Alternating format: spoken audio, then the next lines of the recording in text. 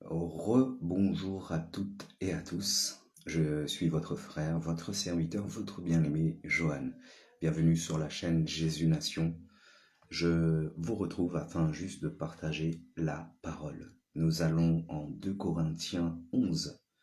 Nous lisons la lettre de l'apôtre Paul qui se justifie contre ses détracteurs.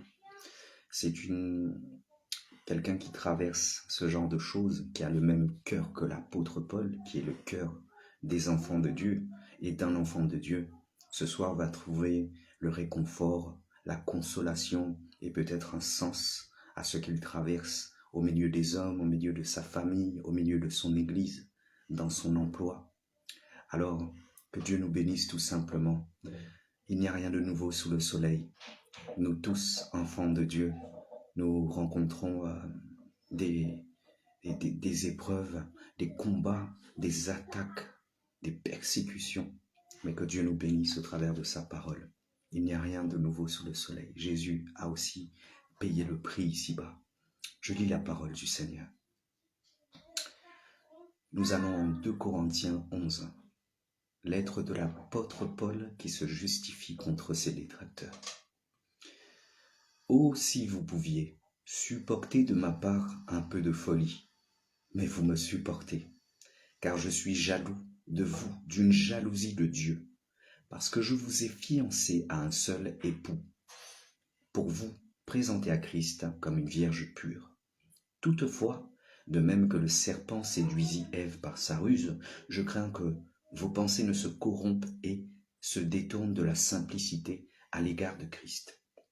Car si quelqu'un vient vous prêcher un autre Jésus que celui que nous avons prêché, ou si vous recevez un autre esprit que celui que vous avez reçu, ou un autre évangile que celui, alléluia, un autre évangile que celui que vous avez embrassé, vous le supportez fort bien.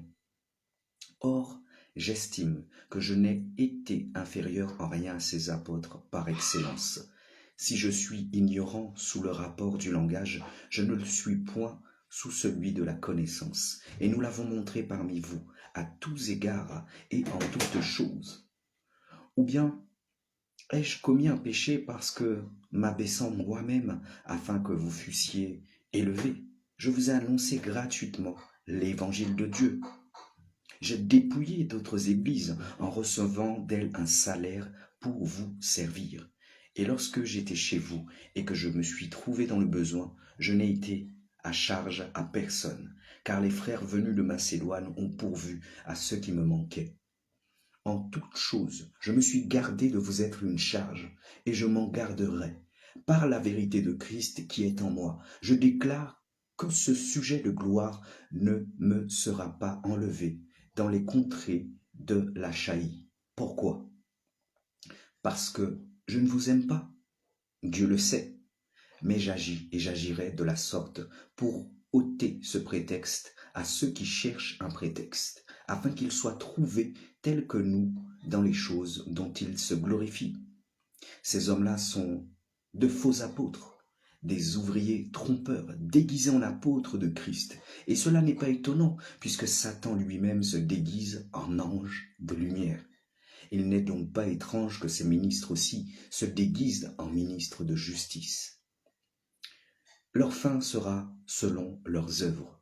Je le répète, que personne ne me regarde comme un insensé. Sinon, recevez-moi comme insensé, afin que moi aussi je me glorifie un peu. Ce que je dis avec l'assurance d'avoir un sujet de me glorifier, je ne le dis pas selon le Seigneur, mais comme par folie, puisqu'il en est plusieurs qui se glorifient selon la chair. Je me glorifierai aussi, car vous supportez volontiers les insensés, vous qui êtes sages. Si quelqu'un vous a servi, si quelqu'un vous dévore, si quelqu'un s'empare de vous, si quelqu'un est arrogant, si quelqu'un vous frappe au visage, vous le supportez. J'ai honte de le dire. Nous avons montré de la faiblesse. Cependant, tout ce que je peux oser, quelqu'un, je parle en insensé. Moi aussi, je l'ose. Sont-ils hébreux? Moi aussi. Sont-ils israélites? Moi aussi. Sont-ils de la prospérité d'Abraham? Moi aussi. Sont-ils ministres de Christ? Je parle en homme qui extravague. Je le suis plus encore par les travaux, bien plus par les coups, bien plus par les emprisonnements, bien plus.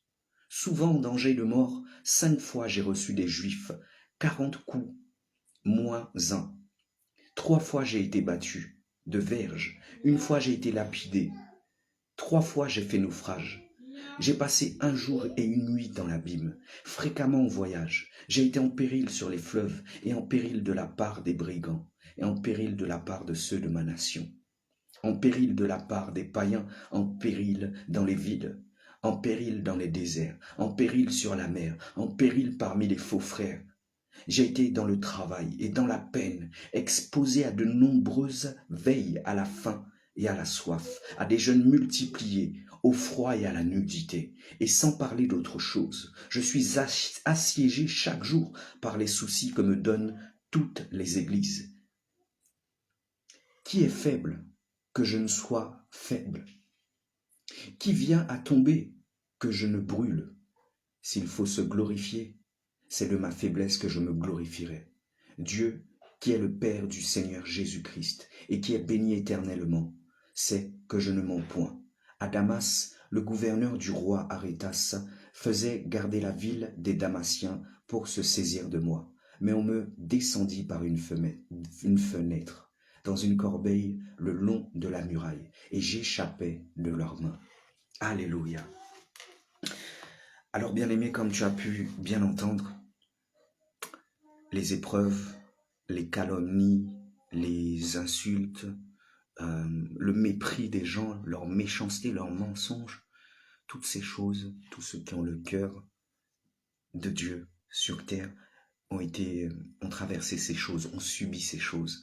Alors ce soir, sois rassuré. Ce même Dieu-là qui a été avec l'apôtre Paul, ce même Dieu-là qui a été avec Joseph, ce même Dieu-là qui a été avec David et tous ses enfants, il est avec toi. Ils sont injustes, ils sont méchants, ils ne comprennent pas. Tu fais preuve de patience, tu mets en œuvre tous les fruits de l'esprit. Mais voilà, il en est ainsi. Ils t'ont pris pour cible. Nous glorifions quand même le nom du Seigneur parce que nous continuerons à avancer et nous avançons. Peu importe les vents, les marées, les critiques, les attitudes. Nous ne le faisons pas pour les hommes, mais nous le faisons pour Dieu. Partout où nous irons et jusqu'à la mort. Que Dieu te bénisse de là où tu es. Reçois sa paix. Reçois, alléluia, la consolation, la guérison d'une blessure intérieure aussi. C'est normal, bien-aimé. À chaque jour suffit sa peine. Et après la pluie viendra le beau temps. Sois et reste béni dans le nom de Jésus. Shalom.